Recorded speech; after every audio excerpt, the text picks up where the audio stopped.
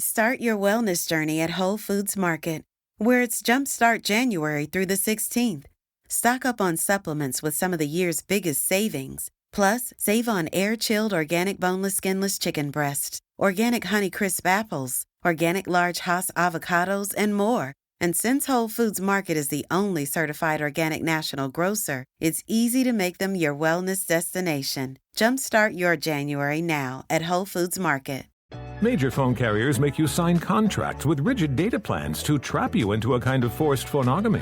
Sounds pretty insecure if you ask me. At Consumer Cellular, we believe in a more consensual and healthy form of phonogamy, free of contracts and more flexible to your data needs.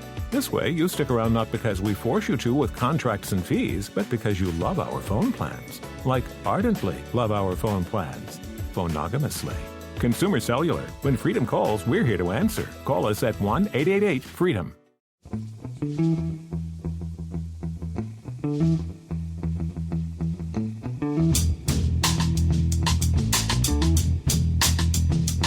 Hello and welcome to The Price of Football, the show that looks at the money behind the beautiful game with me, Kevin Day, and him, Liverpool University's geographically challenged Kieran Maguire. How are you, Kieran, this morning? I'm very good, thanks, Kevin. Yeah, all tickety-boo. Good. You're going to get a lot of atlases sent to you at Christmas, judging by the social media response to you accidentally booking a holiday in Cape Verde rather than Tenerife. It's Questions Day, Kieran, but guess what? There is a big news story to discuss. There's an old Chinese curse, Kieran, that says, may you live in interesting times. And that's certainly the case for Derby fans. But big developments in the past 2 days for Derby fans. Yes, Pride Park has been acquired by a local businessman called David Klaus. He has also said that he is lending the club some money, which is important because we're recording this on the 26th of June, and the wages need paying pretty quick. And I think it's also fair to say the person who paid the May wage bill isn't necessarily in the best of humour at present, and certainly I don't think that person was going to pay the June wage bill. So this is positive news in the sense that he is a genuine Derby fan, and I'm not sure the same could be said, despite protestations to the contrary, in respect of Mel Morris. And whoever ends up buying Derby Football Club from the administrators or the assets, which could be Mr. Clouds himself, I think we'll have somebody who is not at the 11th or the 59th minute, 59th second, saying, "Oh, I've decided to increase the rent," as was a bit of the fear in respect of some of the bidders. So this is a positive, and I think I was a bit concerned, I think, in the last pod for the first time that we weren't going to guarantee to get this one over the line, but this makes me feel a lot happier. Yeah, I'd be disappointed if the local press don't have a Santa Claus headline. It's not just an assumption, Kieran, is it? Because the Contamar have said he's now their new preferred bidder, and it seems logical to assume that if he's bought the ground, he's going to try and buy the club. But while this is good news, we know from experience, Kieran, and that's very rarely followed by more good news for Derby fans. But the EFL, how many more preferred bidders are the administrators going to be allowed to have before somebody says, "Come now, this is really time to pull the plug on this"? Well, we did see with Wigan Athletic when the club went into administration that they had a preferred bidder who pulled out. And again, I can only go back to my own experiences in the industry, and this, admittedly, this was a few years ago. It's the nature of the beast. You get some glorified tyre kickers, time wasters, and unfortunately, in the case of Derby County, they had a couple of spectacular ones pre-administration, and in the case of Chris Kirchner, they've had a spectacular one. And there's I could put a number of words after the word spectacular when it comes to my opinion of Chris Kirchner this time round. But I think the positives here is that David Klaus he's a local lad. He is a Derby fan. I think the one slight question mark would be, well, why is he waited until June when the club was put into administration last September? And certainly we have been aware that he has been in talks with Mel Morris with regards to the stadium. But that's now sorted. Mel Morris is effectively out of the equation from the stadium perspective, which again is a positive. So the EFL are not in a position to say yay or nay to any number of preferred bidders. All they can do is that if an offer is made, then they have to assess the person in respect of the owners and directors test. I've taken a look at the accounts of Clouds Developments, and they look good to me. The company generates money. It is profitable, so that's a positive. It's not as if it's a loss-making business that is being linked to the club. But from the EFL's perspective, though, Kieran, without a buyer, the money is running out. The fixtures, Derby will have to show they can fulfil their fixtures, and they're shortly going to be down to a squad of about 5 or 6, aren't they? Yes, I think they're practically there already because players have got wage. They've got bills to pay, just as we all have. And I think some tentative offers were made, but the club could not commit to them because the club is being run by the administrators and they don't know whether there will be sufficient resources. Wayne Rooney has asked to be relieved of duties, and I think almost universally appreciated for his fantastic efforts. He was sleeping overnight in his office to be able to answer the phone first thing in the morning. He's trying to recruit players. He has been, in my opinion, absolutely magnificent throughout all of this, and has kept in touch with people who have lost their jobs, has rallied people around. But it must be pretty draining for anybody to have to go through that on a day-to-day basis for so long. He walked into a mess. I think when he first joined the club, because Mel Morris was up to his Mel Morris type activities already then. And when he moved into the management role, I don't think he was necessarily given the full picture. Yeah, Rooney has been absolutely fantastic, Kieran, but let's be honest here. Even before he went to Derby, he slept in the office a couple of times for various reasons. You've answered one quick, because I've written down here, where's Clouds been all our lives? So you've sort of raised that question yourself. The Rooney thing, again, is unfortunate for Derby. It seems that Derby can't get good news without some bad news almost immediately following. And of course, people will put 2 and 2 together and say, well, Rooney, the timing of Rooney leaving seems very suspicious, coming almost immediately off the back of the announcement of this bloke coming in. So do we think they are linked, or do we just think that Rooney's had another offer? Again, rumours about him going to Everton, with Lampard coming back to Derby in return, which just seems ridiculous. But in the absence of any information, football fans will speculate, won't they? Yes, football gossip loves a vacuum. It did seem a little bit strange that the two events effectively took place on the same day. I mean, I was phoned up by Radio Derby at 6:30 on Friday morning to go through what had been happening, and that was before the Rooney announcement. I think Wayne Rooney perhaps feels somewhat chastened that he had started to build up a relationship with Chris Kirchner. Kirchner, a bit of a Walter Mitty, but quite persuasive, quite charming. And you can understand that Wayne Rooney feels pretty disappointed with regards to some of the promises were made by an individual who made a big fuss about conducting the deal via social media, and now has gone completely off loop. Yeah.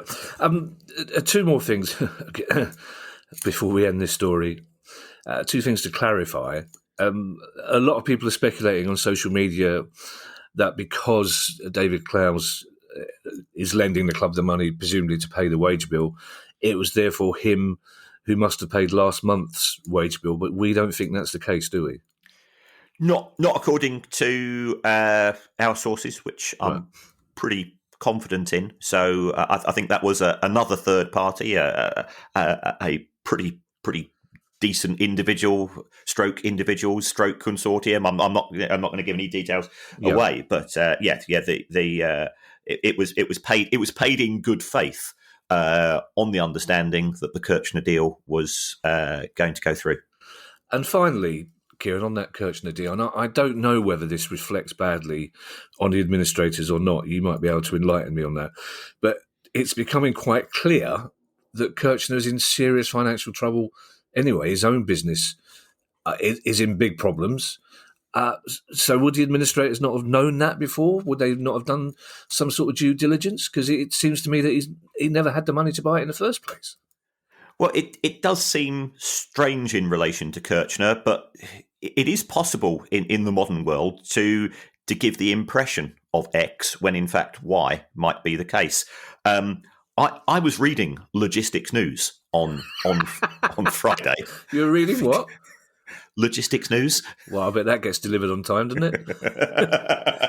Why the bloody hell were you reading logistics news? Where did you get the time to put your feet up and just leaf through a copy of logistics news over a cup of tea and a digestive?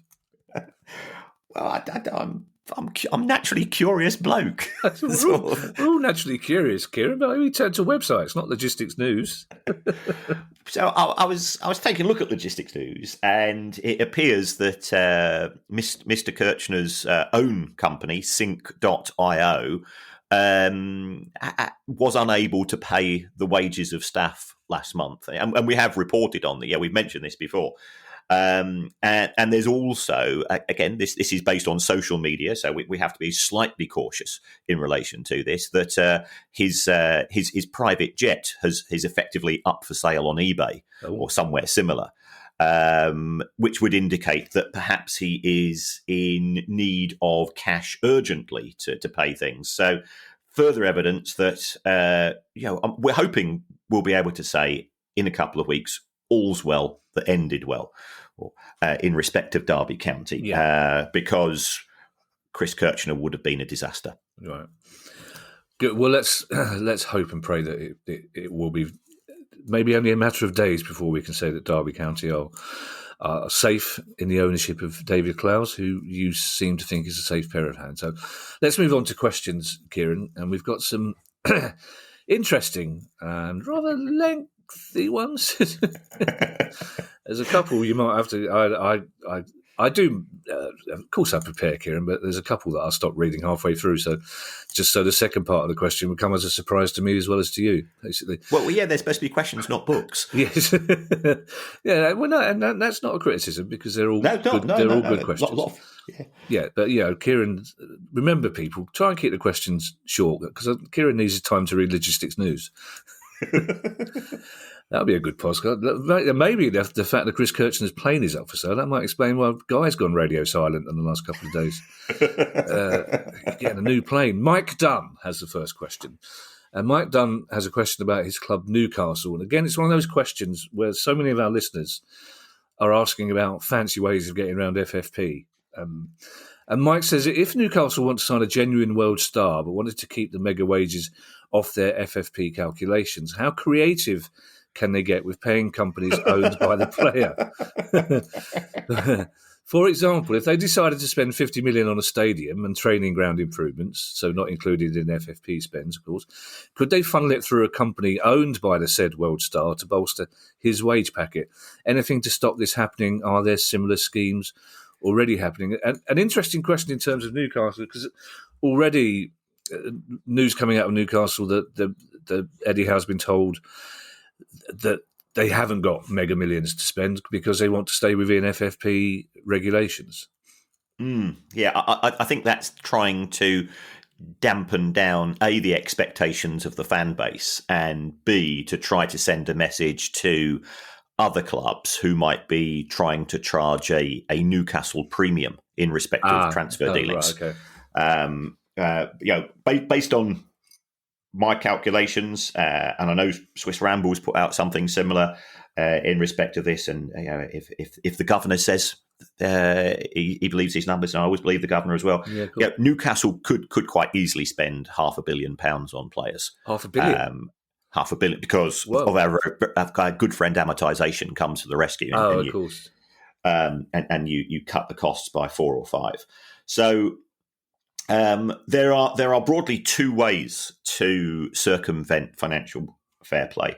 The first of which is to artificially boost revenues, and Newcastle are in a more challenging position because as soon as the takeover took place, purely by coincidence, the Premier League introduced a new rule that every single sponsorship or commercial deal worth over £1 million has to go to their fair value committee to ensure that there's no artificial boosting of the numbers there. So that's one way. The other way, which is effectively what Mike is referring to, is a way of deflating or transferring costs elsewhere. Now, what we've seen elsewhere, and unfortunately, we go back A, to Derby County, and B, to our favourite story of the podcast, where a player's mother was recruited as as an academy scout on $700K a year. So that's because academy costs aren't costs. And what Mike is referring to is infrastructure costs. What he's saying is conceptually true. I think there is a greater degree of scrutiny now from the authorities, but we have seen, if we take the case of, can we transfer those costs elsewhere? So let's take the case of Neymar. Neymar, as we know, plays for PSG, which is owned by the Qatari authorities. And Neymar also, a few years ago, became a global ambassador, Kevin, global ambassador for the Qatar National Bank.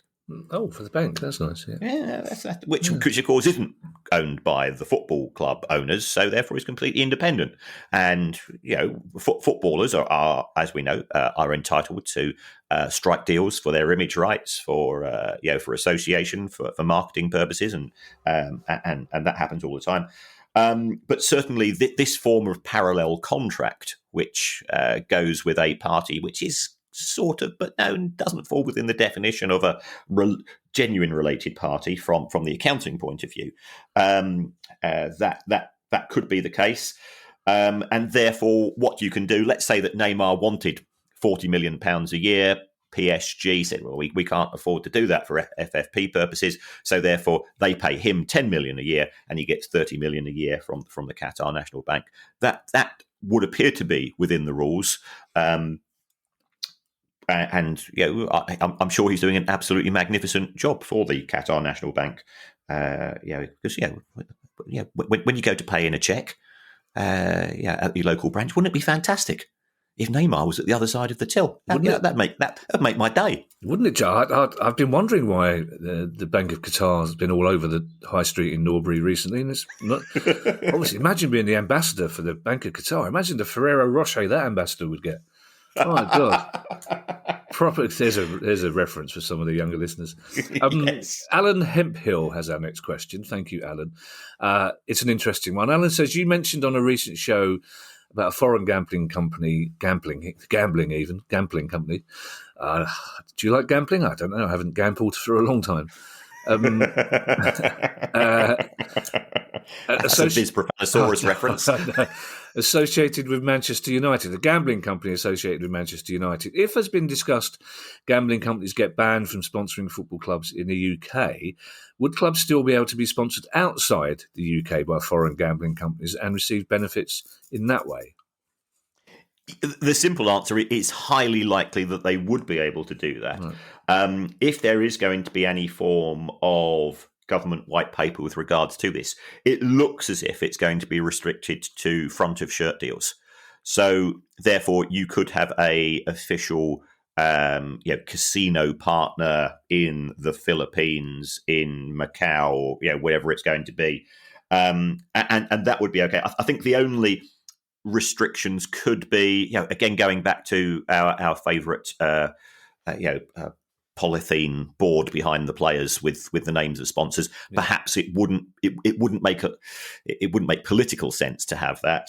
But perimeter advertising in respect of the gambling industry, that there appears to be not a lot of desire to stop that from generating revenue. So therefore, having overseas partners and getting involved in deals with them where a couple of players turn up and they smile and gurn for the product, which is a gambling product, I would imagine is likely to continue. And also in respect of what's going to happen in terms of gambling, the vibes I'm getting is that everything is being diluted and watered down as much as possible here. And I think the government would, in an ideal world, doesn't particularly want to get involved and would rather, it's perhaps sort of saying to the Premier, why don't you just have a voluntary ban and we don't have to get involved, and then everything else can go, everything else can go on as before.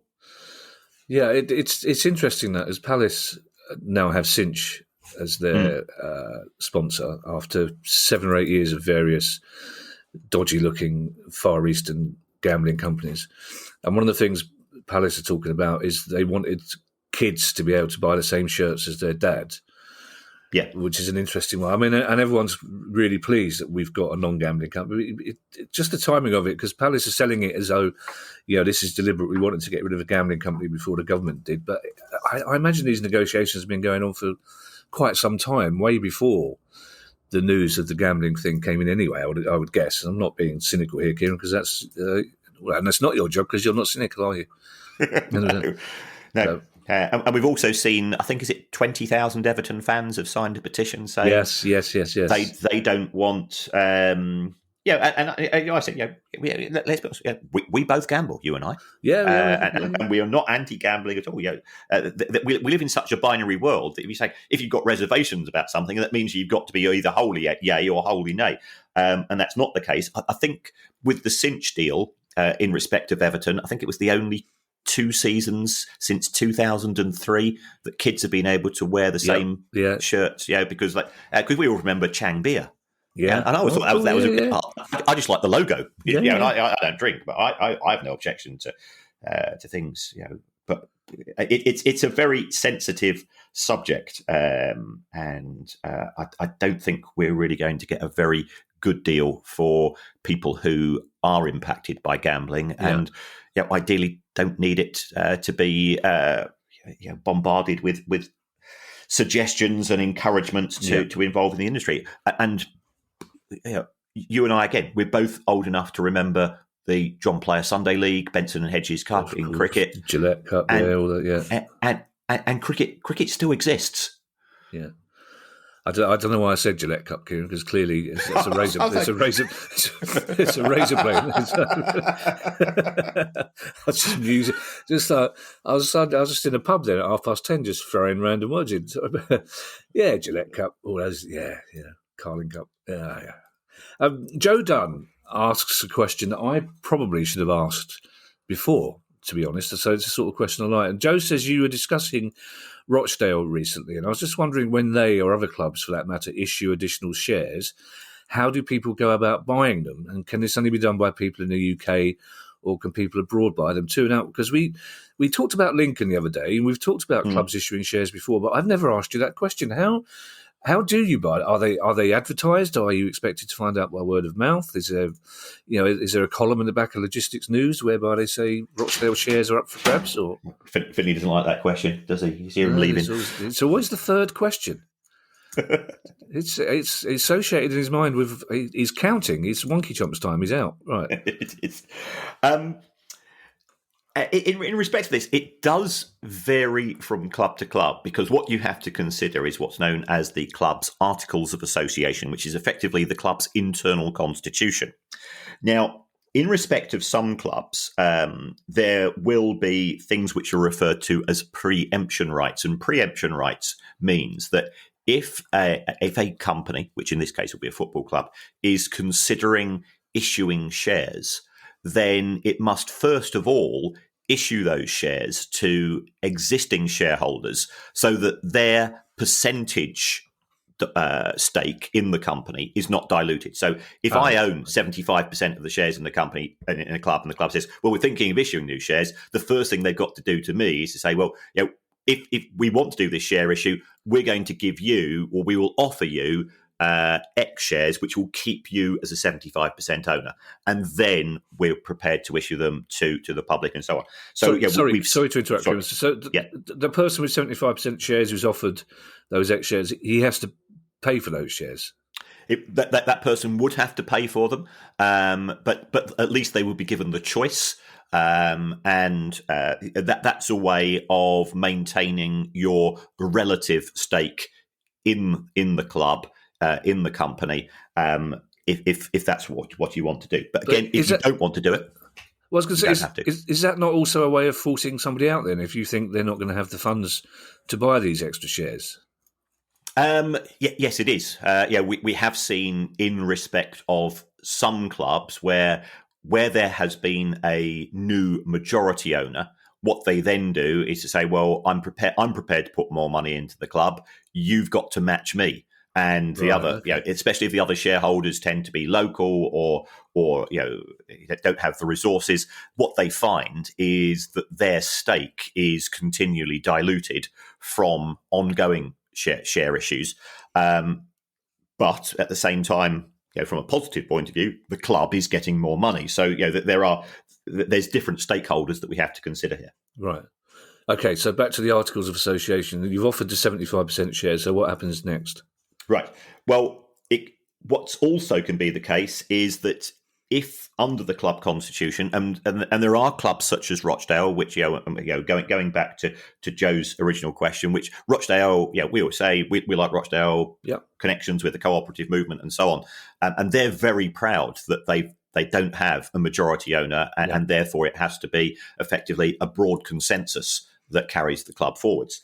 There is nothing to stop a football club from issuing £1 shares for £1 to as many people as want to buy the shares. And the way that they would do that today, they probably announce it on the club website.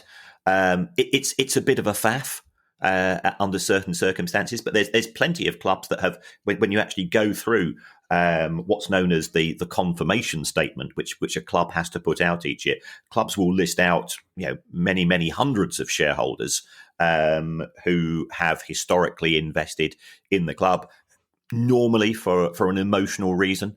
Because they love the club and they had an opportunity to put a bit of money in. These people don't expect a financial return. At the same time, things can get a bit sensitive. If we take a look at, there's ongoing issues with West Brom. I'll say no more than that. With regards to minority shareholders who feel that perhaps they've been squeezed out of having their voices heard. Right. And the last part of Joe's question: can anybody buy shares? It's not just based in the UK, presumably. No. This would be available to all. Again, this under the terms of the club's constitution. I don't think it would. I've never seen any issues which have been restricted to domestic shareholders. Right. And if we think about what's happened in football, both the Premier League and the EFL is awash with owners from all over the world. Yeah. And I suppose the computer doesn't know where you're buying your shares from either, does it? You could be anywhere. True. Yeah, absolutely. Yeah. Well, speaking of all over the world, our next question comes from Kerry Kavanagh. Kerry says, I am an American listener, so hello to you, Kerry. Recently, there have been some college American football coaches move for enormous contracts, which made me curious of how much managers in Premier League and the Championship get paid. How does that compare to other European countries? What type of incentives and benefits would be included, and does it all go towards FFP?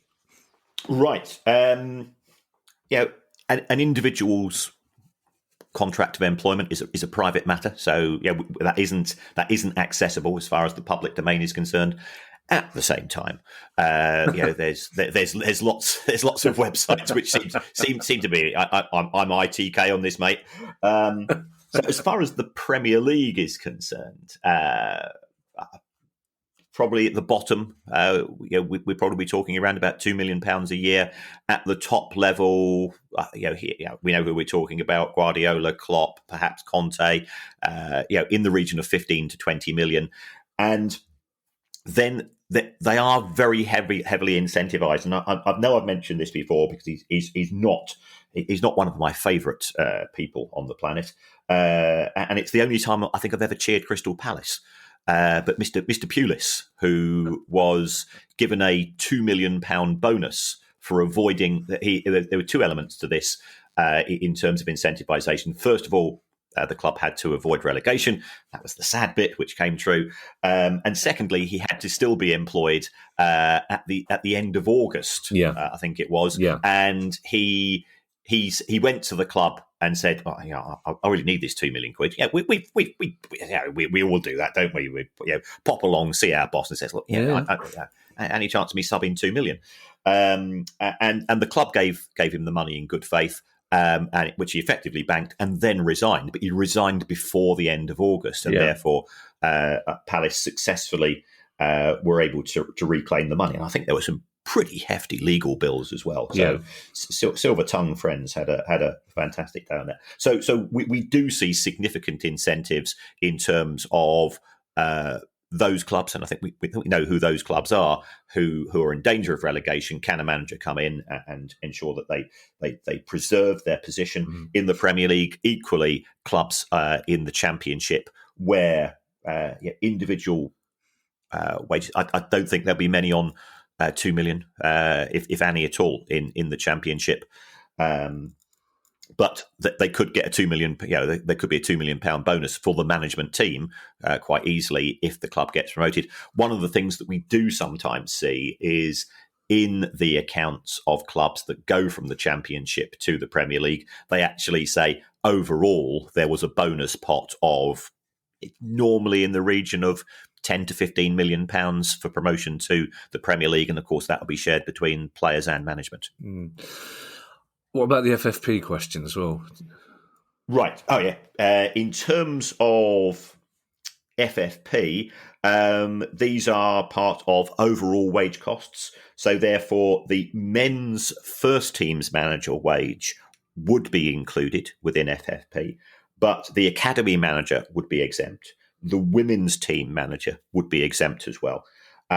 Comparing to another part of Kerry's question, comparing to Europe, Premier League manager wages it's in a similar case to that of Premier League players' wages, that they tend to be higher than practically all clubs, apart from those clubs that are qualified for the Champions League.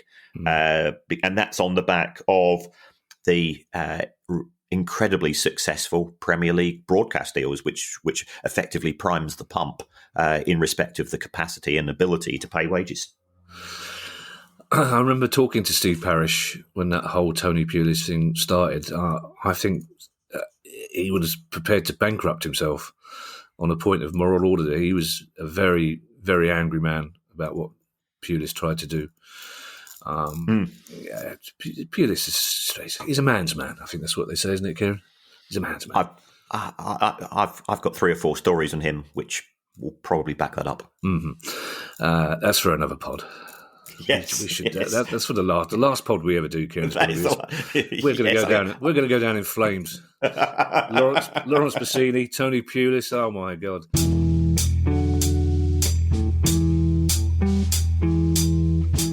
Start your wellness journey at Whole Foods Market, where it's Jumpstart January through the 16th. Stock up on supplements with some of the year's biggest savings. Plus, save on air-chilled organic boneless skinless chicken breasts, organic Honeycrisp apples, organic large Hass avocados, and more. And since Whole Foods Market is the only certified organic national grocer, it's easy to make them your wellness destination. Jumpstart your January now at Whole Foods Market.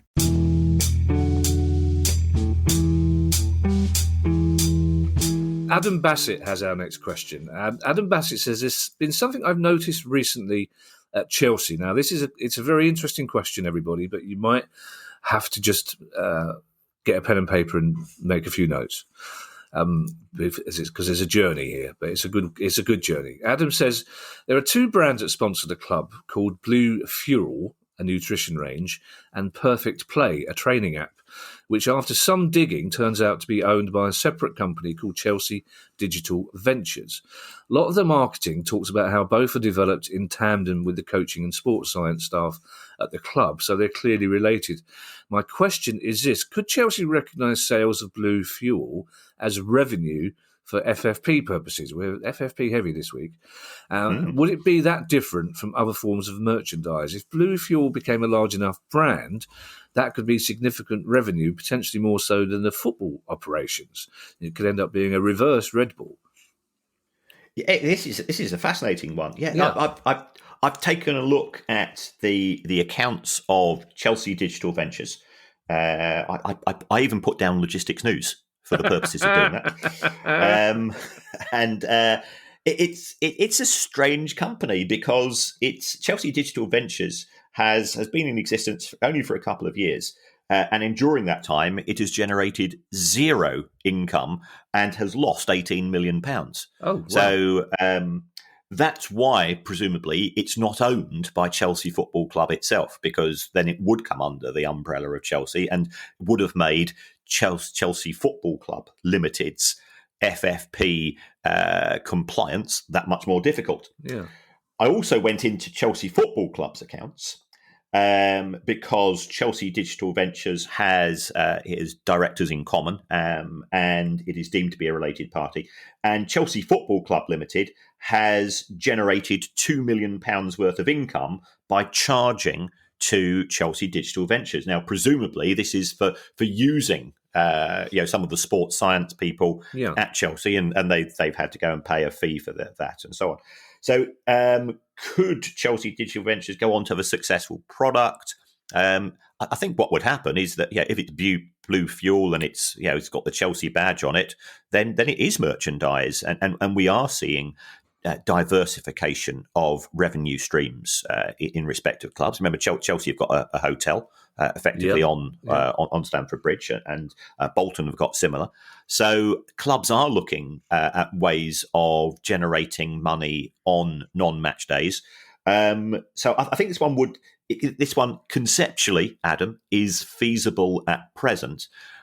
If the Blue Fuel became as successful as Red Bull, you could see other clubs perhaps going to the Premier League and say, isn't it time that we change the rules? Yeah. But at present, I think it's perfectly feasible.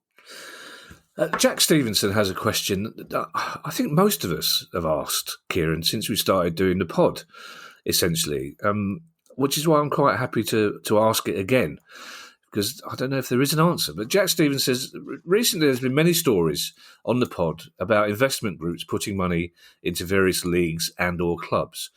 If most owners of football clubs essentially get involved for pride or kudos, with barely any clubs making a profit, what incentive do these investors have to put money into what seems like an almost guaranteed loss maker? It could be the case that I've not been listening avidly enough. Welcome to my world, Jack. But with our owners, the Venkies, subsidising us to the tune of around 20 million a season, it seems like the last industry you put money into expecting a return. And so Jack's clearly a Blackburn fan, but it's a question that all football fans ask themselves. Why, when all the evidence shows it's very difficult to make a profit from owning a football club, why do sensible people put the money? And again, Ipswich, you're looking at an American pension fund who have put money into Ipswich, so presumably expecting a return. But you'd imagine it would be a very dodgy investment. Not dodgy is not the right word, but you'd imagine it wouldn't be the first place a pension fund would look to make money out of a football club, would it? It certainly is a high risk strategy, and I'm not trying to flog the book here, but in the Price of Football book, it does say one of the chapters is why buy a football club, and I've got 4 headings: love, profit, vanity, and insanity, and that right. That effectively covers. If you look at every single owner, you can tick them off to one of those boxes, and some people do get involved for pride and kudos. And let's face it, we both would not have a football club to support had it not been for, in your case, Steve Parish and his friends, and in my case, Tony Bloom and Dick Knight at some point in the future saying, look, this is a financial car crash, but I love the club and I'm going to buy it and we're going to try to survive. Yeah. And we've both benefited from that, and so have many other clubs as well. At the same time, and some people have left football with their trousers pulled down quite severely. If you think of Randy Lerner at Aston Villa and Tony G at Villa, Ellis Short. Even though he's probably public enemy number one in the city, Mel Morris has lost a fortune at Derby County. Yeah. He's so lots of people have got into football and have left the industry with a real financial spanking on the back of that. But there are still winners. Unpopular though they may be, the Glazer family put practically nothing into Manchester United to buy the shares because they effectively borrowed the money. But Manchester United could easily be sold for somewhere in the region of £3 to £4 billion. Yeah. And the Glazers, remember, have been selling off shares over the course of the last 12 months and paying themselves dividends. So they have been very successful. If we take a look at Fenway Sports Group at Liverpool were bought for £300 million about 10 or 11 years ago. Yeah. They would be able to sell the club for 7 or 8 times that amount today. Yeah. Roman Abramovich ran Chelsea at a loss. Now, we know that he's not going to get the proceeds, or we hope he's not going to get the proceeds of sale, but he bought Chelsea Football Club for 140 million. Yes, he's lent it 1.5 billion, but it's still been sold for 2.5 billion. So, under normal circumstances, had he sold it, he would have made a profit. Yeah. So some football clubs are an attractive proposition. And I think we are talking about clubs in a relatively rarefied atmosphere. We know who these clubs are. They are the ones who are qualifying for the Champions League, who are getting the additional sponsorship deals, who are getting the additional broadcast money on the back of that. But those people that invested in those clubs many years ago are now looking at a positive return. What we are now seeing in relation to American investors in particular, they say, well, if Fenway Sports Group can do it, if the Glazers can do it, well, we can do the same. But, and this is where they're taking a bigger gamble because, no disrespect, if we take a look at the ALK acquisition of Burnley Football Club, that did come with far greater risks. One of the risks being that 88% of Burnley's revenue comes from the Premier League TV deal. If they're not in the Premier League, there's a problem. But investors are risk takers. It's the nature of being an investor, and some of them are willing to do this because they genuinely believe that football is hugely undervalued. If we take a look at what Todd Bowley's been saying over the course of the last 2 or 3 weeks, he's now effectively he's now the chairman. He now appears to be some sort of chief negotiator in terms of football deals and so on. He's really taking a hands-on approach, because he thinks that I've got an NFL club. There's 170 million people in the world who are keen on the NFL. There's 2 billion that love football. Well, I can make money on the back of this. Next question, Kieran, comes from Joe Haining. Joe says it's just a quick one on the fan-led review, but I think this is a really interesting question. So interesting, in fact, Kieran, that I might suggest that you ask Tracy Crouch this question next time you're in that tree, KISSING. Joe says, at what point would the fan-led review, headed by a politician and with a possible regulator being appointed, tip over into what FIFA might consider government interference, which you sometimes see them imposing sanctions, financial and otherwise, on some countries' football associations? Are concerns over this perhaps why this present exercise was actually named a fan-led review rather than something like a government review? I think that's a really interesting question, Kieran. Yes. And I'm indebted to our friend Stuart Hatcher who is our friendly lawyer in respect of some of this as well, because I did have some communication with him. Joe's exactly right. It was a fan-led review. Remember, it was also a cross-party review. I mean, I presented to the panel, and it included some people from politicians, some people from the House of Lords, but also people like Clark Carlisle, people from the FSA as well. Right.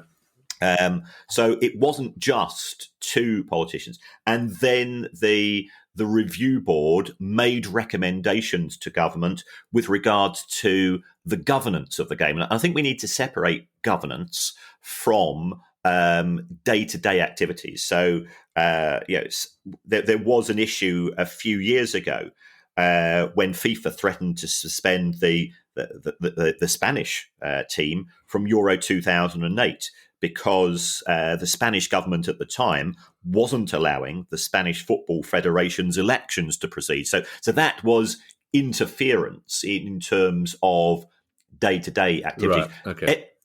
Every country that I know has a sports minister, and that sports minister, says various pronouncements. So, does that mean football? Is that interference? Remember, we had Matt Hancock during the early days of COVID pointing out that footballers earn large wages, and therefore, shouldn't they start? Is that government interference? I think we have to be sort of careful as to where does interference. Politicians commenting upon football is they comment upon a variety of things. So I don't think that should be prevented. It's where they get involved in day-to-day activities, and that there have been some evidence of politicians, perhaps trying to interfere in who becomes the manager of the national team, which clubs supply players to the national team, because there are sometimes unusually close links. And this is where FIFA tends to get involved. So, FIFA's statute says that each member shall manage its affairs independently and with no influence from third parties. That's what the Football Association has to be able to prove. And I think it probably can do that, even if there are recommendations which go into a white paper, which eventually becomes legislation. Well, thank you, Kieran. And thank you, Joe. Good question. Although Kieran sounded a bit defensive there, didn't he? Because there's an implicit criticism of his new girlfriend. Our penultimate question comes from Steve Dunthorne. Steve says, last year Fleetwood Town set up teams in Dubai and South Africa. What are the financial implications of having clubs in different leagues? Presumably the owner intends to fund the foreign clubs, as he does the English parent. But will Fleetwood Town be on the hook for these expenses if for any reason he doesn't meet those costs? Well, the simple answer, Steve, is no, because these clubs will have been set up as independent companies. And therefore, there is no evidence of cross-subsidisation. The Fleetwood Town owner, Andrew Pilley, is interesting. If you want to if you want to Google Andrew Pilley fraud charges, something might come up. Spoiler alert. Yes, but I think he is keen on the multi-club ownership model, which we are seeing reflected across a variety of places in football. So I don't see necessarily any problems here. I think they will be independent of one another, and therefore there's nothing to worry from Fleetwood Town's perspective in respect of this. Last question comes from Joshua Stattenfield. And Joshua says, I'm currently looking to start a Sunday League team. Is there any information online about the finances of starting your own team? Yes, is the simple answer. I contacted my friend Scott McCarthy, who is involved in the running of Hassock's Fat Boys in the Sussex Sunday League, and he was very helpful with regards to this. Can I just check, Kieran, because I know there's some strange place names in your part of the world. Is it Fat Boys from a place called Hassock's, or is this a village called Hassock's Fat Boys? No, it is a village called Hassock's, right, okay. And I think it's fair to say when the club started, they're sort of fitness and conditioning challenges, but it started in good faith. Yeah. So this is to give sort of a broad indication of what it's going to cost you. It costs £325 to affiliate with your county FA, but that will include both public liability insurance and personal accident insurance. Then, if you want to, there'll be a couple of cup competitions run by the FA. So that might be another £30. That's from the Sussex FA. To join the Sussex Sunday League, it's £80. You then got to hire a pitch. Pitch hire here, £70 a match, which actually is quite reasonable compared to, I know some of the places in London are extortionate. Yeah. You then need 2 sets of kit. It's probably cost you £800 a kit. So you need those. You've got training costs. You need to hire somewhere for training. Probably between August through March. So that'll be another £40 a week. It's simple things like nets and balls. You need to buy so many balls. £12 a booking, £40 for a red card, because players are supposed to pay those.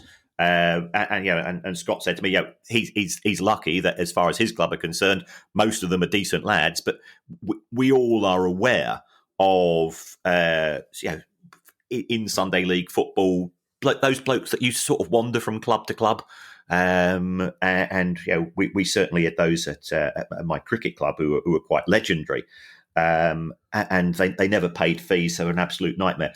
I then went on to the Sussex Sunday FA website, and the tariff of fines is absolutely spectacular. There are 20.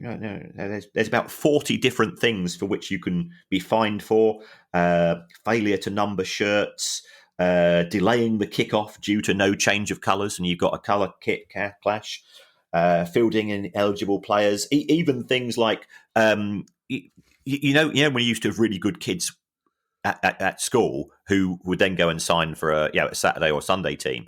Well, if they were spotted, if they told the schoolmaster, I can't play on Saturday morning, sir, and then they were then spotted playing on the Saturday or Sunday for a league team because they might be on a bit of boot money, the club can be fined for that. So there's an amazing list of fines. You get fined £10 if the captain fails to wear an armband and stuff like this. It's superb stuff, and it makes you proud to be British. This sort of this spectacular level of attention to detail. I'm guessing Joshua stopped listening to this minutes ago because he's lost interest completely. He just thought I'd get 11 mates and start playing football. But if he is still listening, what's that, about 4 or 5 grand? You totting all that up? Yeah. So just to start a Sunday football team, you're looking at a startup cost of around 5 grand. Yes. Yeah. It is a labour of love. What you'd normally do is try to get the players to, when they join, pay 40 or 50 quid for registration fees, and then getting the match fees out of them, which can be a complete pain in the backside. Because again, what do you do with that lad who is really good but is never has any cash on him? When we've all been there. Oh yeah. I'm not going to name names because they listen to this pod, but what slightly baffles me about that, Kieran, and this started as a really light-hearted question, but you're talking about £70 for a pitch. That's if you can find a pitch in the first place. I was listening to Dame Tammy Gray-Thompson yesterday on 5 Live, the lunch break during the Test match, and speaking of which, it's 2 minutes to 11, Kieran, so anything could happen. New Zealand could score 300 in this next session or be bowled out by 10 past 11. But she was talking quite rightly about getting young people involved in sport, getting young men out there. But if it's costing 5 grand and you can't find a pitch, it's much easier said than done, isn't it? That's the problem. Yeah. It's a shame that there isn't some broader grassroots support for the game. I mean, there are many fantastic local sponsors, and there are local business people who will say, "I'll come along and I'll sponsor you for your first year, and I'll come." Players do contribute as well, and also we do find many clubs are ingenious. I played for Trafford Cricket Club for 35 years, and we became really innovative, and also we learned how to access the system. So if there were grants from the RFU or from the ECB, because it was a rugby and a cricket club, well, we learned how to apply for grants. And what you do find is that and perhaps this is I sound terrible. We were quite lucky because we had a rugby club, and we had lawyers, and we had accountants, and we had people working in local government who were able to think about ways of generating additional money. If you are in a city and you just want to set up a local football club and don't want to, and you're never going to have a ground of your own, then it becomes that much more difficult, and it becomes a pain in the arse. Always, you're trying to get subs, you're trying to make sure that the league's kept happy. Somebody gets a yellow card for telling the referee exactly what he thinks of him, and then he disappears, and so the club's got to go and find that £12, and loads of clubs are folding as a result of that. Yeah, well, Joshua, good luck with your enterprise. Let us know how it goes, and maybe we'll have him as a guest in a couple of months' time. We'll come along and cheer if you're local. We'll come along and give you a cheer. I'm sure things have changed now, but the poor sods around the clubs I used to play for, which was essentially, again, when it comes to the history of football, I played for 3 different Sunday football teams, but they're all exactly the same blokes who just changed the name. I was going to say for tax purposes, but that wouldn't be true. You just start drinking in a different pub and you change the name of the team. But the 2 lads who ran the team, their biggest difficulty was finding somebody willing to clean the kit on a particular week and carrying a crossbar. For some reason, all the people I played football with were averse to carrying crossbars out. It's like, you carry them. No, it's just stupid things that men will argue about. Thank you to everyone who's donated to the pod via our Patreon page. If you'd like to make a small monthly contribution to the pod, that would be most welcome. You can go to patreon.com/priceoffootball. If you have a question you'd like answered on the show, email us at questions@priceoffootball.com. We'll be back on Thursday with our news story, one of which involves football kits and NFTs, which we're both quite annoyed about. But so we decided not to talk about it today. We've got enough on our plate with Derby without Crawley Town's bloody 3rd kit. But in the meantime, I shall hand you over to Mr. Kieran Maguire for his customary farewell. Well, as it is 11:02 and the first over has been bowled, I'll keep this very quick. So thanks as always for your support. We really appreciate it. You can support us through Patreon if you want. But another way of showing your love for the show, and it does make a difference because it goes into that algorithm, according to Producer Guy, is to go onto your podcast app. And if you can give us a review, if you want to give us 5 stars, we'd be most appreciative. It doesn't matter what you say in the review. The Apple algorithm doesn't pick up on that. So you could say, well, you want something more artistic. You want people who are pure artists, and perhaps of the show presented by John Malkovich and Kate Bush. And I personally would listen to that. I think it'd be a fantastic combination. I wouldn't listen to the John Malkovich bits, but Kate Bush I would listen to. She's one of my idols. I've gone now, Kieran. I'll have to say goodbye. Bye, everybody. Bye. The price of football.